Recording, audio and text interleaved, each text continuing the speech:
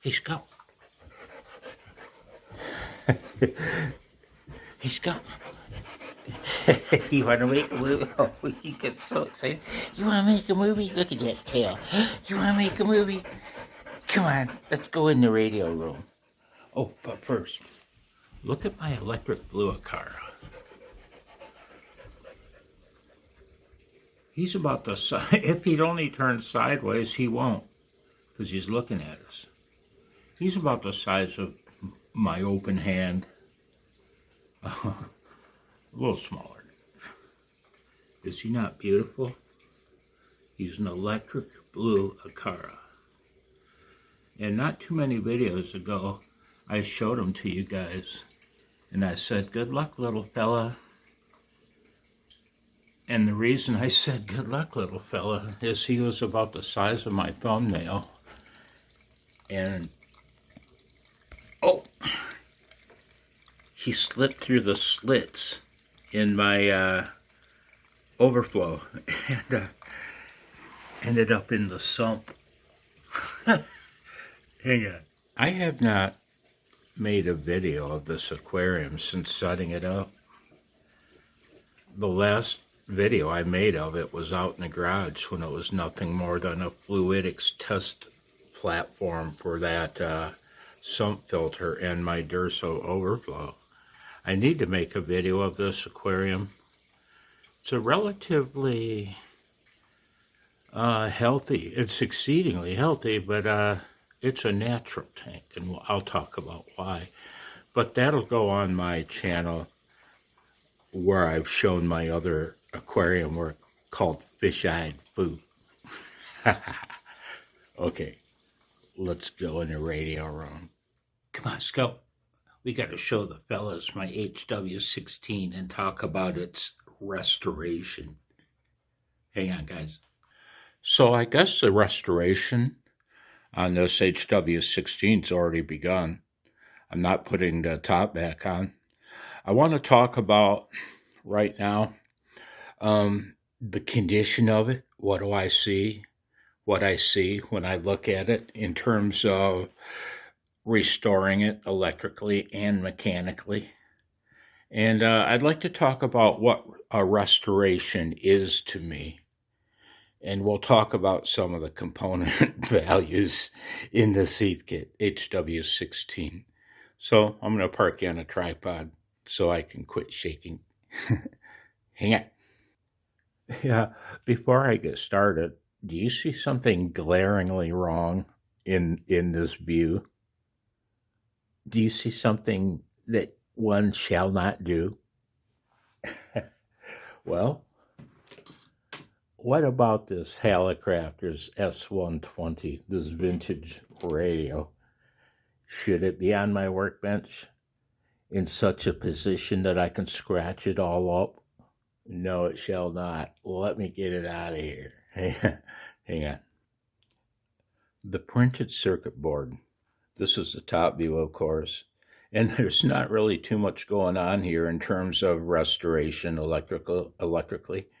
The board's pretty dusty, but I'll wash it off probably with some naphtha. I like using naphtha because it evaporates almost instantly and leaves nothing behind. It's anhydrous. Why do I talk like that? What an idiot. I don't see too much going on here. All the capacitors are ceramic disc. They're fine. There's no weird parts. The only problem with this printed circuit board are the resistors. We'll talk about those when I show you the bottom, okay? But yeah, other than a cleaning, which won't be hard on this board, that's about it. Hang on. Okay, guys. Oh, wow, I'm only 2 minutes in. I get to babble. Well, hopefully I won't babble. I get to talk. I'm going to grab a pointer, and I'm going to talk to you about my process in giving this rig a visual inspection and a light electrical inspection prior to ordering parts, okay? I'm going to zoom you in to this section here, talk about these coils. Hey, these coils often are called loop sticks. I don't know why, other than maybe the terminals are loops of wire and they're sticks. They're shaped like a stick. This is the coil itself, and this is a tube, okay? Inside that tube is a ferret slug. You can see it just poking out of the top. They have a hex-shaped hole. An Allen wrench would fit in there, and don't you ever use an Allen wrench to try to turn that slug. If you do, you're going to break it. 100% you will break it. And then good luck replacing it. What are you going to do then? If you're lucky, you can smash the core into bits in there and replace it with another one. Do you have any? I do, a few. But the tool you must use to turn those slugs, it must be a alignment tool and not a ceramic one. Ceramics is hard as steel. The ceramic alignment tool will also crack that core immediately. Your alignment tool must be made of plastic. There's no other material that'll work. I talk to you from much experience with my Heathkit SB101. That's where I learned. Those coils are almost unobtainium. These three. In a Heathkit SB101, you have lots of them. I'll show you sometime. But that's my Heathkit tip of the day regarding coils with ferret slugs. Okay, I'm going to reposition you and show you something that I was shocked when I discovered this. Hang on. Every time I pause and unpause my phone, it bobbles up and down. Sorry about that. You are at a landfill after all. I'm Blozo, the humble ham. I'm the proprietor of this dump. I will be inspecting every single solder joint on that board. As I said, these look pretty good. These look really good. But there's a couple I need to retouch. We'll repause you. We'll repause you. We'll reposition you. Like I usually say, I paused you. Whoops. Come on, phone. Some have accused Heathkit, especially in the early days, of buying up quantities of surplus parts for their kits so that they could be more affordable. This is in the early days of Heathkit, though. You know what surplus parts are back then? Runs of parts that didn't meet spec. Heathkit resistors are not the best I've seen. And boy, oh boy, let's show you some. These are the probes I like to use when measuring resistors. They're all grabber probes. These are real heavy duty ones. These are lightweight ones. And, they have a grabber in the end. I love these for lighter duty work, but when inspecting a tube rig, a vintage rig, I tend to use these. They're very heavy duty. Come on, man. They're very heavy duty grabber probes. I like them. The first resistor I measured, I think I'm starting to speak too soon after unpausing you. The first resistor I measured was this 100K. You want to see what the meter reads? Let's take a look. I'll tip you down. 100K. Look at it. Sorry about the glare. Sorry about the shitty view. It's now settling at 105 and it's growing. Did you see it bobbling around? There's a lot of open resistors. I couldn't believe it. This 100K is open. This 330K is open. This this 220 ohm resistor is way high, and the ones that aren't open are really high in value. I'm going to pick you up and take you off the tripod. Hang on. So that's how it goes with this Heathkit. I'll show you a tally of how many resistors it needs in a minute. And the electrolytic capacitors, those are no surprises there. So, hang on. I'd like to talk about what I see mechanically on this rig.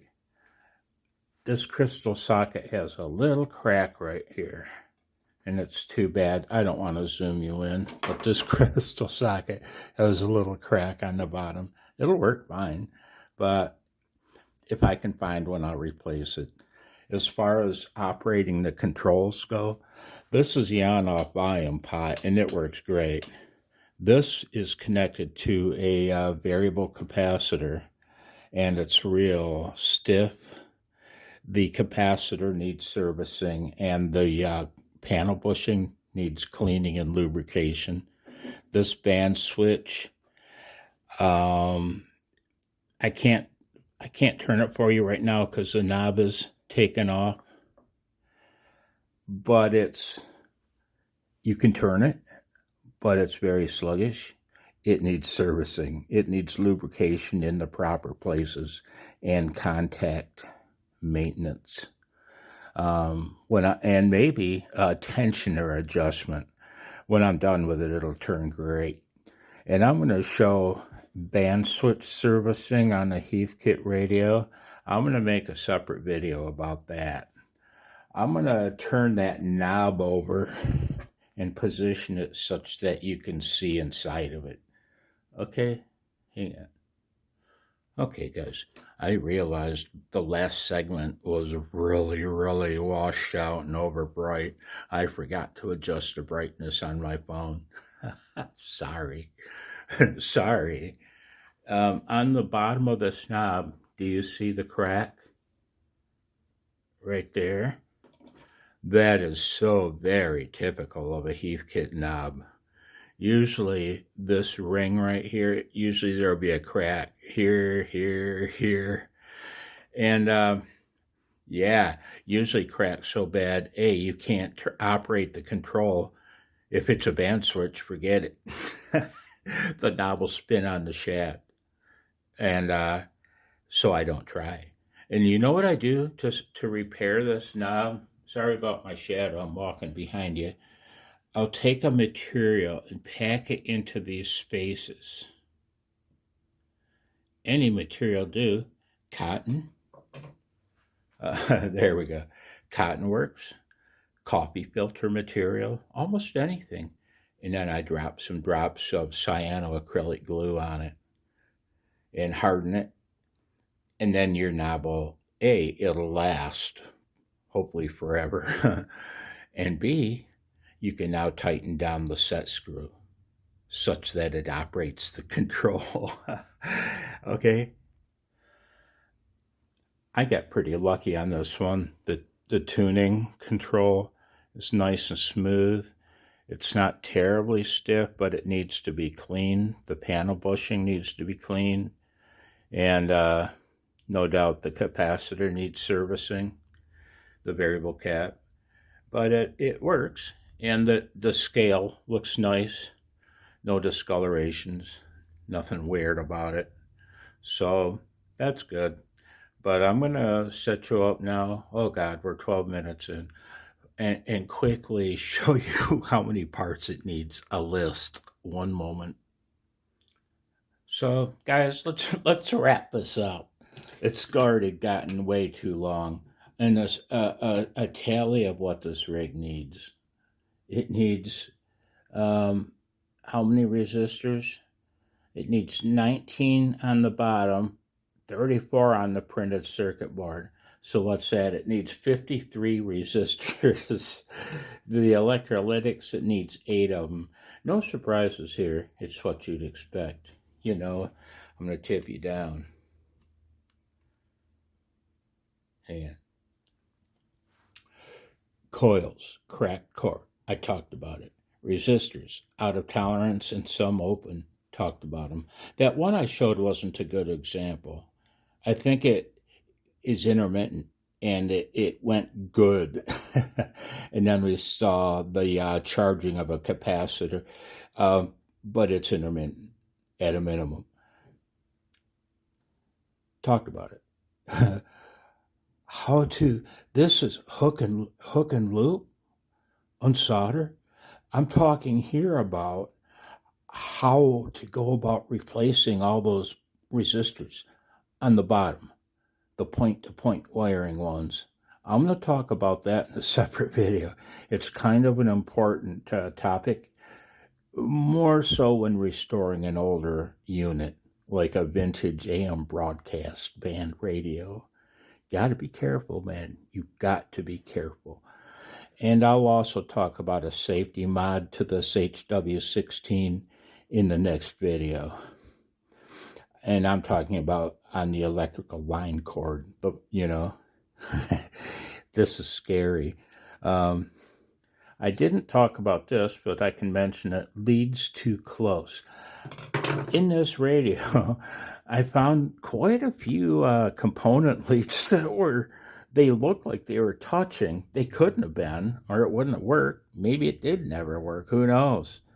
Boy, oh boy. Yeah, I'll inspect the whole radio for bare component leads touching each other. PCB screws, I'll talk about that in my Heathkit hint video. Those coils, I'll be talking about those again in the Heathkit hint video. I'm going to make a video specifically on Heathkit hints. And one of those items is the screws that hold the printed circuit board down. Cause more misery than you can believe. Printed circuit board wash with naphtha. Talked about it. One more item I didn't talk about in this video that I wanted to, but it got too long, are those slide switches. I'll talk about that in my Heathkit hints video. Okay. Hope you're well. Hope Scout isn't too mad at me for making this video. He gets really excited, but then he gets lonely. Any interest in seeing somebody use a VTVM from yesteryear? I realize some of you guys have never seen this crap in operation. Just what a goddamn hassle it is checking resistors with that device. I'll talk to you later. Bye, guys. I can feel it coming in the air tonight. Oh, Lord. And I've been waiting for this moment for all my life. Oh, Lord. Can you feel it coming in the air tonight? Oh, Lord. Oh, Lord.